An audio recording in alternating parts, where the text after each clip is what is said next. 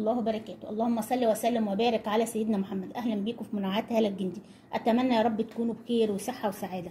النهارده ماسك الجوافه بجد رائع جدا، لانه بيفتح البشره، بيديها صفاء، بيزيل التسبغات، حروق الشمس بتختفي، كمان بيشد البشره، بيزيل التجاعيد والخطوط الرفيعه في البشره نتيجه طبعا الضحك، نتيجه التعبيرات الوجه.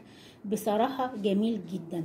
ادي الجوافه، والجوافه دلوقتي موجوده عندنا متوفره دلوقتي الموسم بتاعها ورخيصه جدا. ادي اهي انا طبعا جبت واحده بس، لان قلت لكم ان الفاكهه تستعملي الماسك بتاعها هي في ساعتها في مره واحده، لو سبتيها في التلاجة قيمتها بتنتهي وفوائدها كمان. ادي اهي ده ايه الجوافه.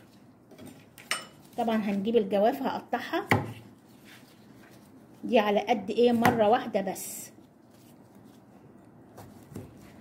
طبعا احنا بنشيل البذور ديت اهي.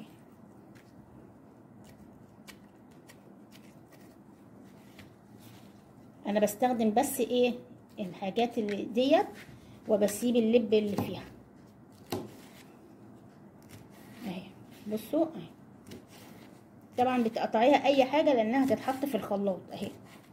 ماشي، هنحطه في الخلاط ده وارجع لكم دلوقتي اهو. بعد ما ضربناها الجوافه، على فكره ما تصفهاش، لان كده هوت هتديكي نضاره اكتر، وكمان هتبقى تقيله وحلوه جدا مع الماسك. هتستخدمي طبعا معلقه دقيق اهي، معلقه. بصوا بقى لما بقت ايه تقيله هتديكي ماسك حلو جدا كانه ايه قناع. بصوا اهي، بصوا هتبقى جميله جدا جدا جدا على البشره. بصوا زي ما انتوا شايفين كده. كمان هنستخدم حاجه حلوه جدا بترطب البشره، بتديها نضاره وحلوه جدا جدا، وهو ميه الورد اهي. ميه الورد بصوا هنستخدم مثلا حوالي معلقه بس، دي علشان ايه بالبزاز. بصوا اهي. كمان هنستخدم حاجه حلوه جدا كمان، هي معلقه صغيره خالص من الزبادي، لان الزبادي بيعمل على ترطيب البشره. بص معلقه صغيره قد ايه، صغيره خالص.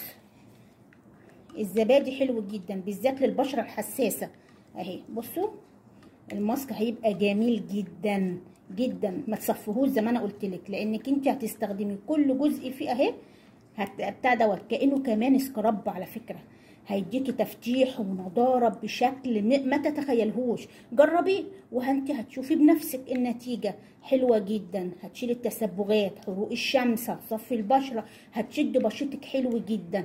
اهم حاجه بعد كل ماسك لازم ترطبي بشرتك علشان تحتفظي بنضاره البشره، وده اهم حاجه. مع شرب الميه الكتير طبعا هيديكي ترطيب داخليا وخارجيا اهي. طبعا كأن دي بشرتك اهي، هتروحي ايه مستعملاها. بصوا اهي قد ايه نعوميته، قد ايه بجد بجد حلو جدا. حتى في الملمس اما تيجي تستخدميه، بصوا في الملمس جميل جدا.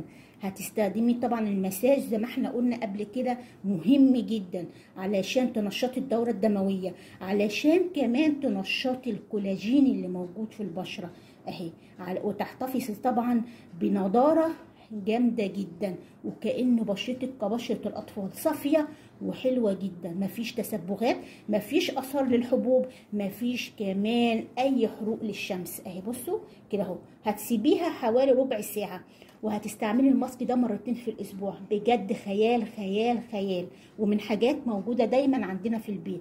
اتمنى يا رب ان الماسك النهارده يكون عجبكم. لو عجبكم ما تنسوش الاشتراك في القناه وتفعيل الجرس ولايكات كتيره حلوه زيكم، ونتقابل ان شاء الله في فيديو جديد وانتم في منتهى الصحه والسعاده. والسلام عليكم ورحمه الله وبركاته.